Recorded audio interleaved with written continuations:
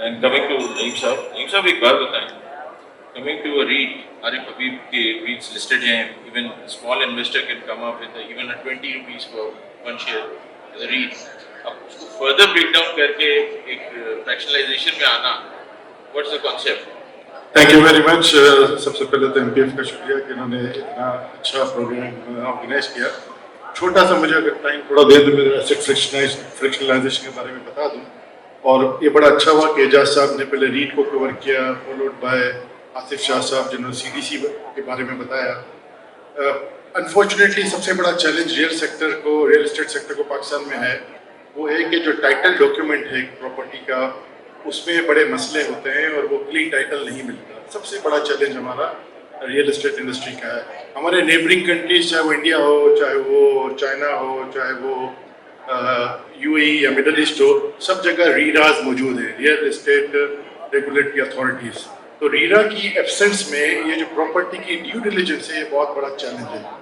तो रीट जो है वो एक अच्छी गवर्नेंस और ट्रांसपेरेंसी का मैकेनिज्म है जहाँ पे क्लीन टाइटल की प्रॉपर्टी जो है वो ट्रस्ट के थ्रू कस्टोडियन के पास जाती है और कस्टोडियन के पास वो रहती है और उसके यूनिट्स इशू होते हैं शेयर होल्डर्स में. एसेट फ्रैक्शनलाइजेशन थोड़ा सा मुख्तलिफ है लेकिन इकोसिस्टम मोर और लेस उसी तरह है. एसेट फ्रैक्शनलाइजेशन में ये है कि कोई भी एक प्रॉपर्टी जो है वो डिफरेंट टोकन्स में डिवाइड हो जाती है. फॉर एग्जांपल एक अगर अपार्टमेंट है 1000 स्क्वायर फीट का तो उसके 100 स्क्वायर फीट के 10 टोकन बन सकते हैं, 50 स्क्वायर फीट के 20 टोकन बन सकते हैं और 10 स्क्वायर फीट के 100 टोकन बन सकते हैं. और जिस तरह हम दराज से या अमेजोन से कोई कंज्यूमर प्रोडक्ट खरीद सकते हैं, इसी तरह ये बड़ी कन्वीनियंस के साथ हम किसी ऐप के थ्रू ये टोकन खरीद भी सकते हैं और बेच भी सकते हैं. जो बड़ा डिफरेंस है वो ये है कि जो टारगेट मार्केट है रीट्स की वो स्टॉक एक्सचेंज के वो इन्वेस्टर्स जो 3-3.25 लाख लोग हैं जो स्टॉक एक्सचेंज के इन्वेस्टर्स हैं वो यूनिट खरीदते हैं. और वो मार्केट पाकिस्तान की पॉपुलेशन में अगर जो हमारी पॉपुलेशन है जो बैंकेबल तो है, जिनके अपने डिजिटल वॉलेट्स हैं, अकाउंट्स हैं, लेकिन वो समहाउ स्टॉक एक्सचेंज में जाके ये यूनिट्स नहीं खरीदते, वो किसी भी एसेट फ्रैक्शनाइजेशन के प्लेटफॉर्म पे जाके उस प्रॉपर्टी के फ्रैक्शंस ले सकते हैं. इस वक्त ये जो रिजीम है वो बहुत नया है और डिजी स्टेट हम इसको SCCP के साथ सैंड बॉक्स में टेस्टिंग कर रहे हैं और ये टेस्टिंग जून 1 से स्टार्ट हुई है कुछ रोज पहले ही. और इस टेस्टिंग में हमें 300 मिलियन का SCCP ने कैप अलाउ किया है और we are thankful and grateful to Arif Habib Saab in person, or Arif Habib Saab, Dorman Reed, and CCPL as the settlement agency and CDC, Central Depository Company, for playing a role of custodian and escrow account. इसमें होगा ये कि ये property आप में से किसी कोई भी शख्स जिसके पास क्लीन टाइटल ऑफ प्रॉपर्टी है वो as a property issuer listing के लिए प्लेटफॉर्म पे आ सकते हैं. प्लेटफॉर्म उसकी ड्यू डिलिजेंस करेगा, ड्यू डिलिजेंस के बाद उसकी वैल्यूएशन होगी, वैल्यूएशन के बाद वो प्रॉपर्टी लिस्ट होगी और वो प्रॉपर्टी चली जाएगी एस्क्रो अकाउंट में सीडीसी के पास.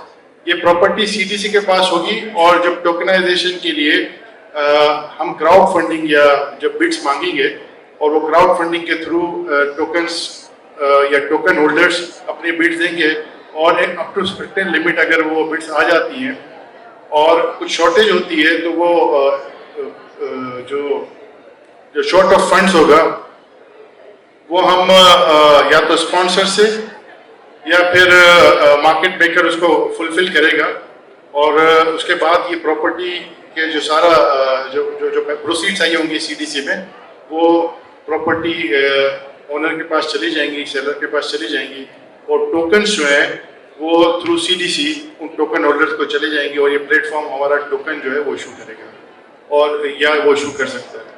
अब ये किस तरह डिफरेंट है क्योंकि इसमें डेमोक्रेटाइजेशन पर्पस है तो ये आप एक टोकन 10,000 से लेके 1 लाख तक का या 2 लाख का ले सकते हैं और ये टोकन की प्राइमरी जो है वो थ्रू इस मैकेनिज्म से होगी जिस तरह मैंने बताया और उसकी जो सेकेंडरी है वो प्लेटफॉर्म के थ्रू होनी है.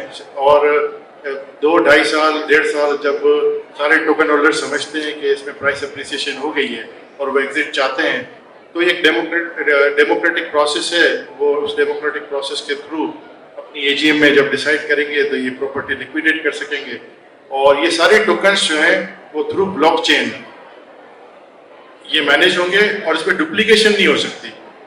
फाइल्स अगर होती हैं इस वक्त डिफरेंट स्कीम्स फाइल्स जनरेट करती हैं और एक प्रॉपर्टी की वेरियस फाइल्स बन सकती हैं। जिस तरह पहले जब सीडीसी नहीं होता तो शेयर्स जो है वो पेपर शेयर्स होते थे और काफ़ी डुप्लीकेट और फेक शेयर्स बन सकते थे, बट चूंकि ब्लॉकचेन टेक्नोलॉजी जो है वो रजिस्टर मेंटेन कर रहा होगा और उसका रिकॉर्ड सीडीसी में भी होगा, एससीसीपी में भी होगा और प्लेटफॉर्म पे भी होगा, तो इसमें मनूवरिंग नहीं हो सकती। और ब्लॉकचेन में जो रजिस्टर है DLT based distributed logic ledger register जो है उस पर सारी चीज़ें मेंटेन हो रही होंगी। कोई भी डिफरेंस उस पर आ रहा होगा, कोई चेंज हो रही होगी तो वो सबके पास एक साथ चेंज हो रही होगी। Thank you. एजाज साहब ने कहा उसी को आगे बिल्ड करूंगा कि पाकिस्तान की रियल इस्टेट 1.0 थी 1990s तक। इसके बाद हम रियल इस्टेट 2.0 में गए। रियल इस्टेट 2.0 में क्या हुआ, ऑनलाइन प्रेजेंस ज़मीन.com, घराना.com आए, डिजिटल मार्केटिंग शुरू हुई, टेक्नोलॉजिकल एडॉप्शन हुई, सीआरएम आए, उस कस्टमर रिलेशनशिप मैनेजमेंट की चीज़ें आई, एजुकेशन हुई, ट्रेनिंग हुई, और ये था रियल इस्टेट 2.0। अब जो हमारी यंग जनरेशन है जो हमारी यूनिवर्सिटी से निकल रही है और हम अब एंटर हो रहे हैं रियल इस्टेट 3.0 में, जिसके अंदर ब्लॉकचेन है, जिसके अंदर ऑगमेंटेड रियलिटी और वर्चुअल रियलिटी की बातें हैं, जिसके अंदर क्राउड फंडिंग है, ये टोकनाइजेशन और फ्रैक्शनलाइजेशन ये पार्ट है रियल इस्टेट 3.0 का, और पाकिस्तान उसमें एंटर हो गया है। पाकिस्तान उसमें एंटर हुआ चाह रहा है और उसमें डेमोक्रेटाइजेशन होनी है। उसमें से जो फ्रीलांसर्स हैं पाकिस्तान के, जितने फ्रीलांसर्स काम करते हैं, जो बाइनेंस में ट्रेड करते हैं, जो बिटकॉइन में ट्रेड करते हैं, वो आइंदा आने वाले दिनों में रियल इस्टेट 3.0 पे के रेजीम में काम कर रहे होंगे।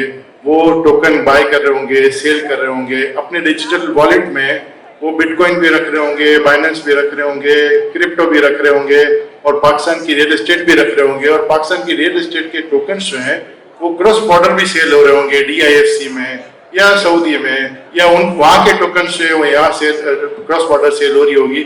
तो बहुत बड़ी अपॉर्चुनिटी है हमारी यूथ के लिए, हमारी यंग जनरेशन के लिए। और AR VR में पाकिस्तान आ चुका है। पिछले 4-5 सालों में AR VR पे बहुत अच्छी रेंडरिंग्स, बड़ा अच्छा काम हो रहा है। तो उसमें IoT भी आता है, उसमें स्मार्ट बिल्डिंग्स भी आता है और पाकिस्तान उसमें एंटर हो चुका है। और इंशाल्लाह ये बहुत जल्द हम इसके उरूज पे होंगे और फिर रियल इस्टेट 4 में चले जाएंगे। Thank you. Thank you, sir. And with this, we are concluding our session.